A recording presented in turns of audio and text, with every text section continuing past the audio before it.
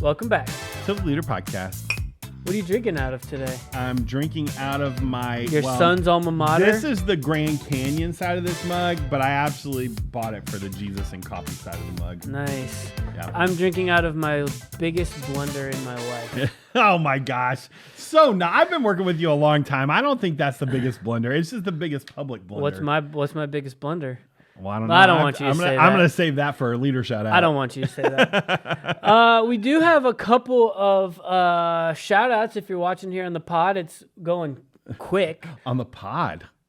Well, on YouTube, whatever. Let's call it the pod. I like it. Okay, sure. On the pod. On the pod. We got Melissa, who is...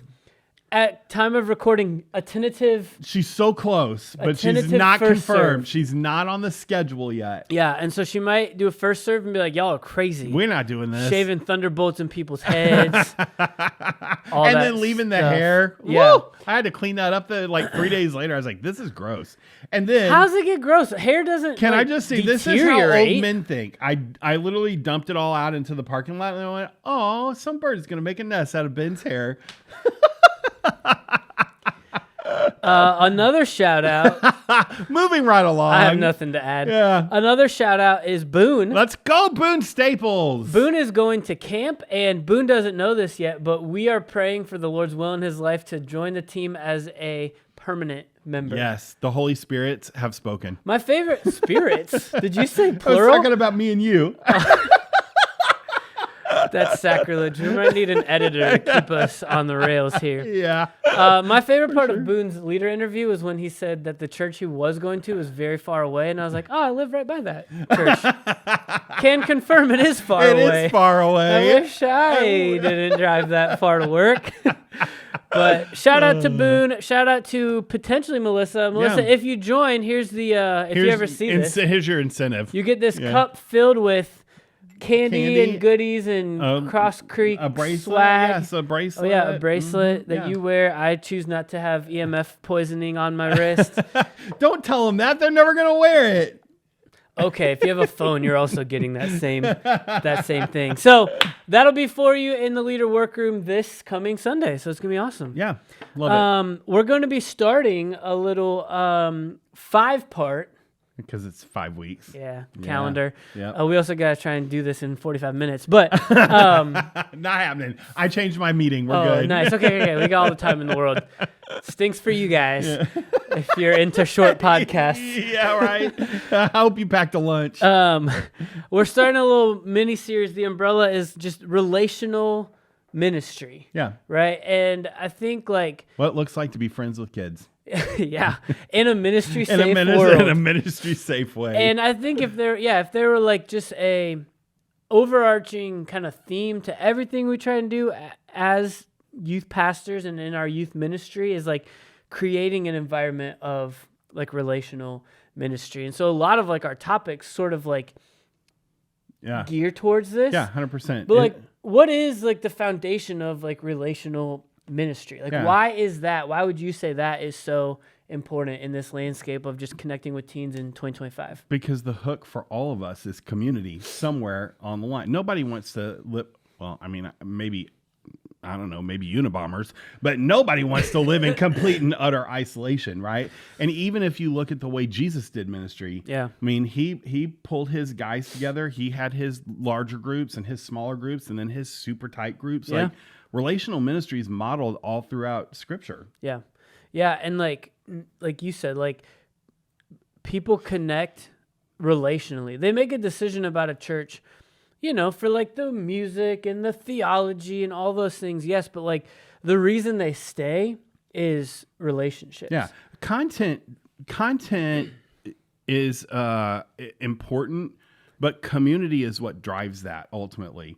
Right. Yeah. If you don't feel connected to the people that you're learning from, it doesn't matter. Or learning with. Right. Yeah. The content doesn't matter. Yeah. And so, I mean, it matters. You know what I'm saying? So the content's important, but it is not a driver. Community is the driver. Yeah. So you come to a church as grown-ups, you're making a decision based on worship, based on the teacher, the speaking, whatever. Like that's important. But what keeps you there is the community. Yeah, I was at a breakout session one time at a conference, and the guy said, the reason that people stay at churches through embezzlements and affairs and tax fraud and all of that, why don't, like, you ask them, like, why haven't you left? Yeah. And what's the answer?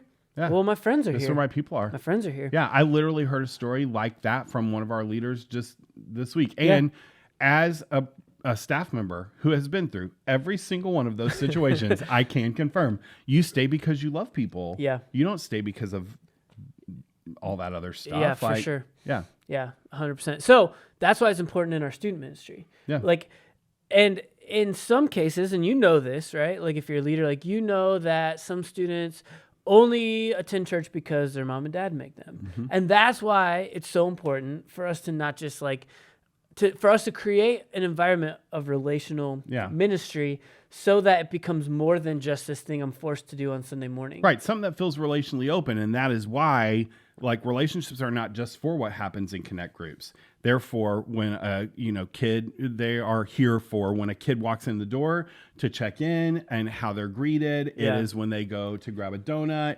Their second round of greeting. It's how their second round of donuts. And also that I had a kid tell me the other day that he ate 7 donuts. I'm like, I don't think that's what we're doing this for. But it's the invite into the 9 square game. It's even our safety team as they're walking around high-fiving people and saying hello. And on Wednesday nights, especially like playing basketball with kids and whatever. It's not just what happens in your connect group. It takes all of us to build that relational vibe that we're looking for. It's also why we spent a lot of money redesigning all of our common space so that it would lend itself better to relational connection than what we had. Yeah, couches instead of MRI check-in desks. Yes, exactly. And more like brightness as opposed to darkness. Yeah, an open door that says come in here. Yeah.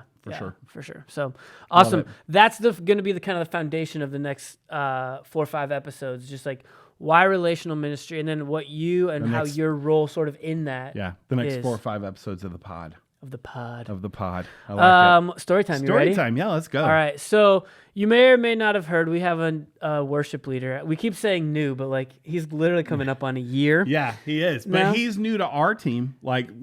If you haven't heard this, surprise. Which, have we announced it? We haven't. Announcing it live on the pod. Breaking news. Ben Hurlbert is now a student ministry staff. He's a student ministry associate. So you're saying he's a youth pastor. He's a youth pastor who does worship, not a worship pastor who shows up for teenagers. Let's go. Yeah. Take that, John, Mark, and Lauren. Boom! They'll never watch this. They'll never know. This will make its way to them. Yeah, I know you're all copying the link to text it to them right now. That's crazy. Don't put me on blast like that. No, definitely do. Put him on blast. Now, I'm here for it. So speaking of him, at time of recording, the most recent Wednesday night we had was the night where he was getting his hair cut. Yes. And so that clip is on TikTok, Instagram, YouTube, everywhere. Even Facebook, so you people can find it. If you're editing this podcast, be sure to put that on right here, that video right here, so you can see the haircut that was supposed to take 10 minutes, that took an hour and 10 minutes. While I was teaching, bro, I might add. That's veteran move right there. Preaching while a bet is being paid off behind you the whole night. And the week of star testing, which no wonder those kids were crazy. Oh, yeah. That makes sense. It was a good time. Anyway, we digress. The story goes, the student who shall not be named said, Ben, I'm going to cry. And why, Darren, did she say she was going to cry?